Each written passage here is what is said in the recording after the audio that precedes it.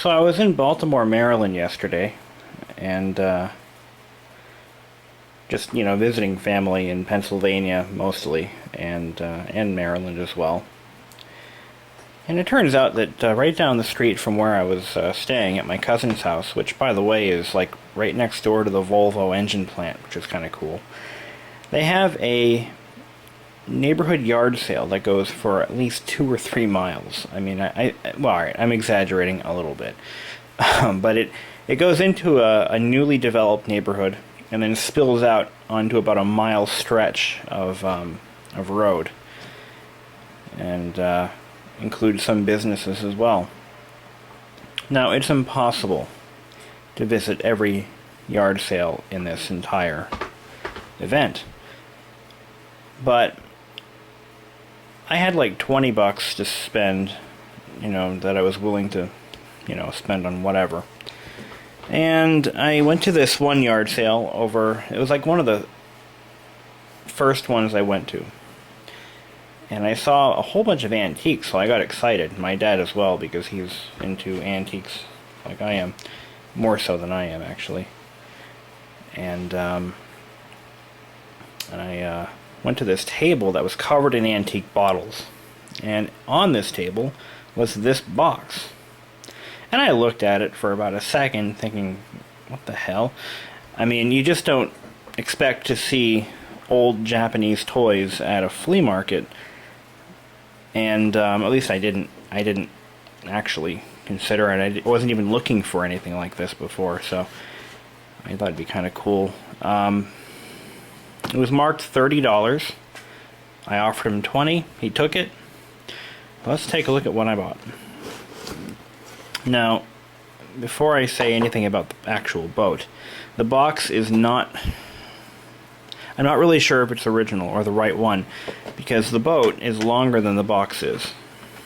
But let's take it out, and you'll see what I got for $20 at a yard sale.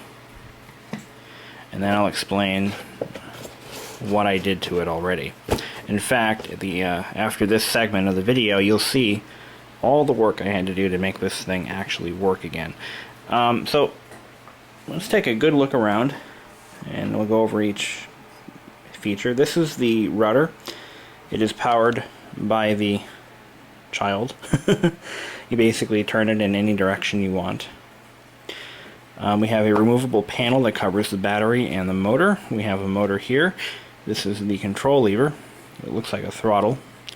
It has a windshield with a tin frame, a headlight, of course a life preserver.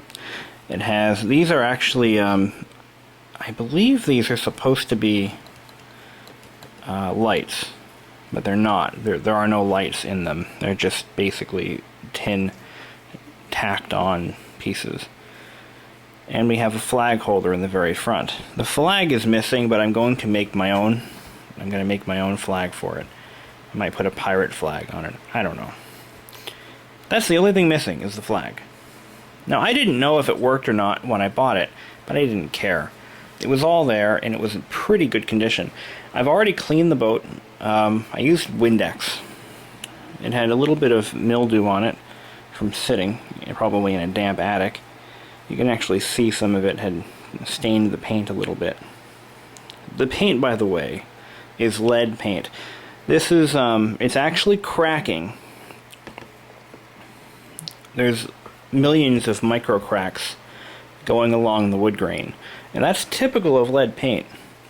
As it ages, as the wood expands and contracts, and as the paint dries or ages, you will eventually see cracks forming, which is why I'm never putting this in the water, because now that the paint is compromised from age, once it hits water, the water will actually soak into the, in behind the paint, cause the wood to swell, and it'll make it even worse. So, judging from the condition, I'm going to say this thing has seen water maybe twice. Maybe once, I don't know. Of course, it has a propeller, 3-bladed propeller. It's actually mounted to a hollow steel rod with a shaft running down it, and that allows the motor to run and water to stay out. It's not really sealed very well, but the way it's designed, it's designed so that it repels water. And this little nailed on piece right here is where the shaft goes in. Let's take a look at the other side. I don't know which side is port, starboard, whatever. Just call it the left side. It's in, it has one little manufacturing defect right here. When they nail the windshield on, it split the wood right there. I've determined that the very last thing they do when they build this boat is actually glue the deck in place and attach the windshield. And I'll show you how I figured that out, which is what hindered my repair efforts. We'll take the cover off and take a look inside. There's a battery that I just put in there. That is a brand new battery, by the way. I bought that battery in November of 2004. No. November of 2003. I bought that at Lackland Air Force Base in the AAFES mini mall. So, inside you see some fairly crude assemblies here. We have a motor that, this is, by the way, I've already had this thing apart, just so you were wondering, in case you were. This motor is like the precursor to the modern electric toy motor. I've never seen anything like it before. It's just a basic, probably 6-volt motor. It's running on 1.5 volts, and it's built pretty damn well, actually. A lot of parts, a lot of complexities in this motor design. And there's the flex shaft, which consists of a little clockwork spring or whatever. Looks like a pen spring for a retractable pen. And this shaft is glued right into the bottom of the boat. But look at this battery box. Look at that. Look at how simple that is. You just have a spring-loaded cap here, or terminal, and of course the positive terminal right here, and the battery just sits in there like this. Just like that. The only thing holding it in place is the tension from the terminal and the two wooden supports here that the battery rests in between. How simple could it be? The problem with this boat and why it didn't work is that the wire here actually had a couple of problems. This wire was not attached to this terminal correctly. It was simply twisted on, and that's why it didn't work. So I had to resolder it. The light wiring had to be replaced. It was missing, but you could tell it was there at one point. So I went ahead and took the light fixture off. I soldered a new lead to the fixture and a new lead to the bulb, and unfortunately I found that the bulb is blown, so I have to get a new bulb for it. But the wiring simply runs down, and when I have a new bulb in there, I'll wire it into the motor in series, or parallel actually. There you go. It has these little yellow, I don't know if these are original or not, but these are the yellow wire nuts that were on it when I got it. We'll look inside the hull a little bit. It's in very good condition. No water damage visible. There is some moisture damage to the battery terminal, just a little bit. Actually, it was like it was used in water maybe once, and the water was left in there, or a little bit of water dropped on there, and it corroded the screw. But there was no permanent damage. But it's in really good shape. Now we're going to put the battery in, and we're going to see how it runs. And then I'm going to show you what I went through to get it going. And I had the motor out, I had the terminal out. Whether it's a good design or not is irrelevant. You know, this is a... You know, when Japan was really getting into exporting to the US after the war, you know, they started out small, you know, with little toys and electronic radios and such. And eventually, as we gained acceptance of Japanese imports, we started buying their cars and construction equipment and all that other stuff that we now take for granted. But it all started, at least to my knowledge, with smaller items like toys. And yes, they were regarded as junk by most Americans, mainly because the person buying this boat would have likely been a Vietnam... Did I just say that? Would have likely been a World War II veteran buying a toy for his kid or his grandkid.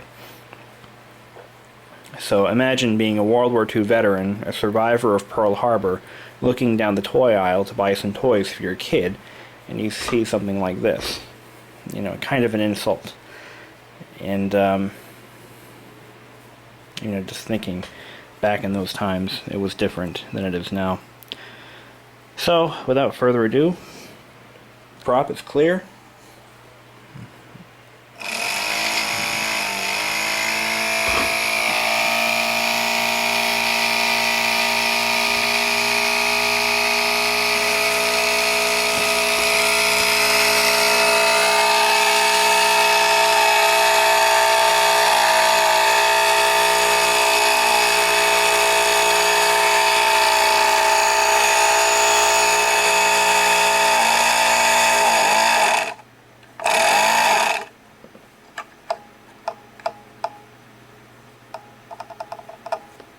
What did I do? Shit. Stop working. The switch is a little flaky. There we go.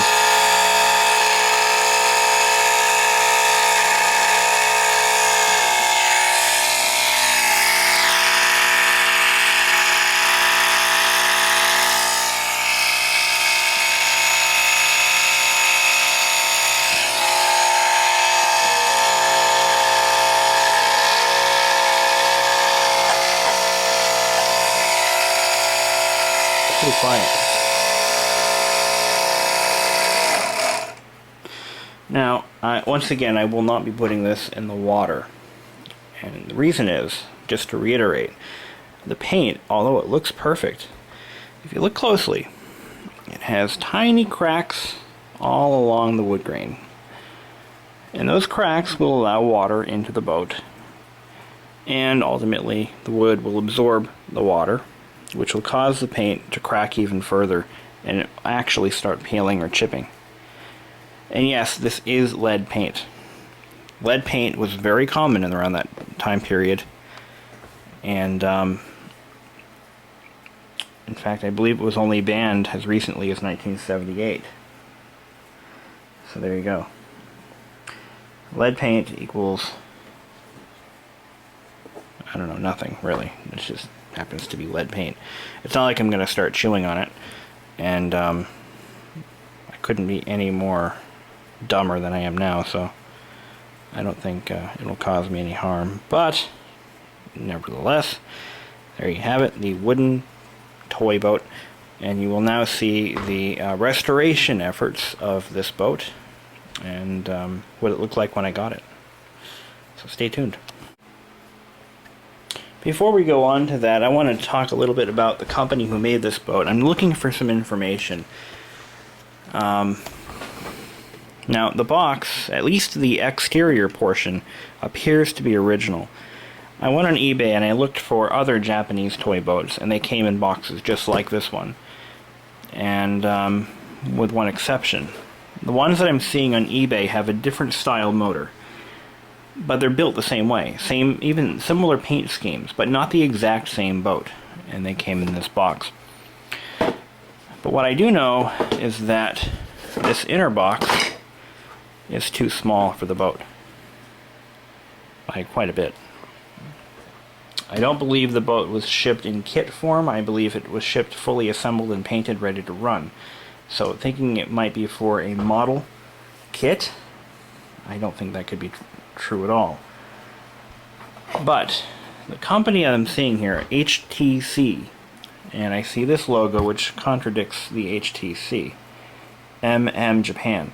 I don't know what company made this boat. And on this box, this is what I'm seeing. I want to say it says Commodore something, WK & Co. New York. I don't know what it is.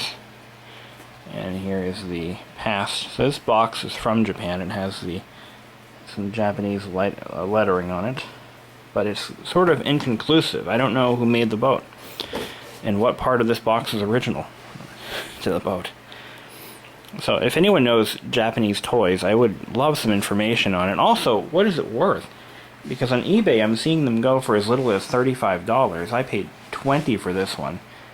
So I'm not really sure what it's actually worth. Not planning on selling it, I'm just curious. In working condition, and when I do fix that light, I just need to get a new bulb for it. Will that actually help? Well, thanks. Until then. Okay, I applied some 3-in-1 fractional horsepower non-detergent oil into it. See how it runs now.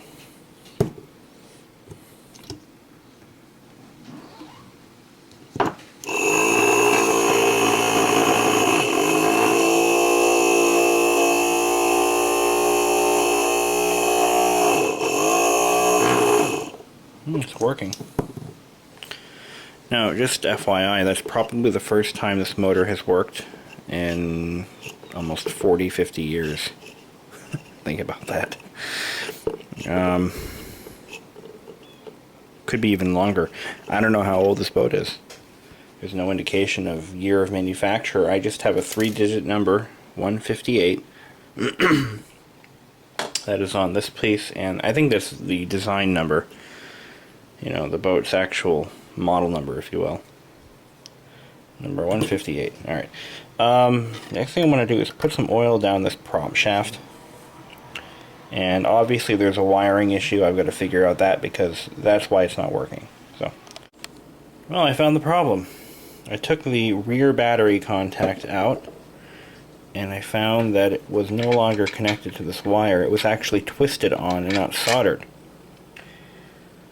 And the battery contact is where?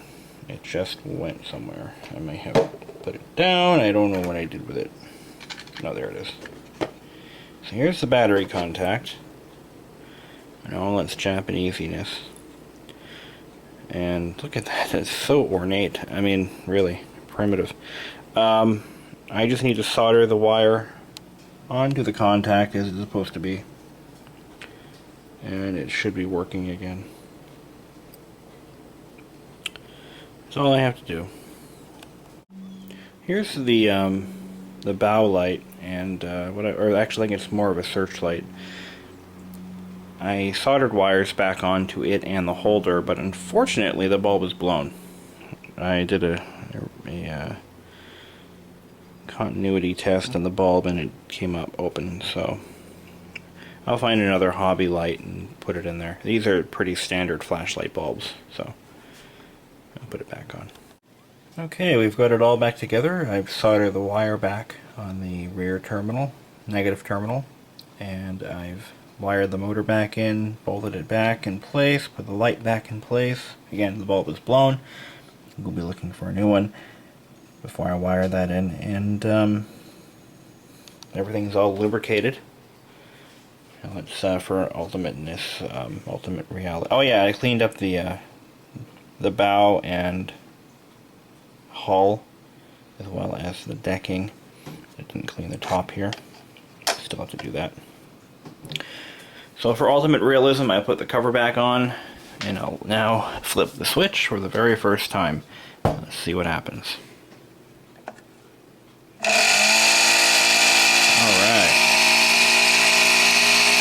This is how you steer the boat.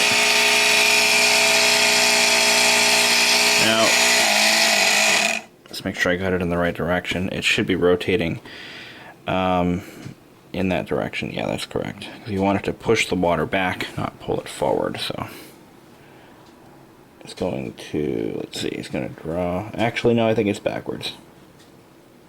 If I were to put it in water, it would, yeah.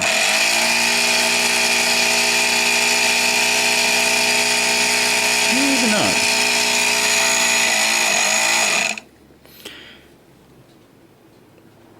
Nope, no, it's going in the right direction. I had to think about that for a second. Oh yeah, I got most of the moldy spots off the hull. The windshield is probably one of the first things that's going to break on one of these. So be very careful when cleaning it. Use extreme care. This is made out of the same material that they make radio dials out of. I think it's like an acetate or something. And it is so fragile because of age that it will break if you touch it and let it flex too much. It will crack. And the fact that this has a perfectly good intact windshield makes it even cooler. I love that. It's got some, yeah, it's old.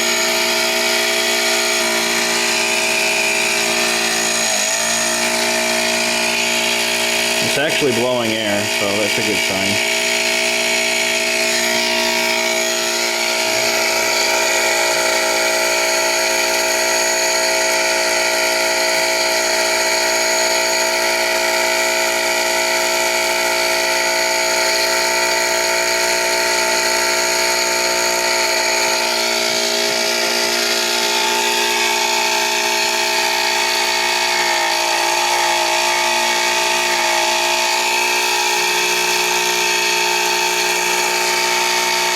That's the flex shaft.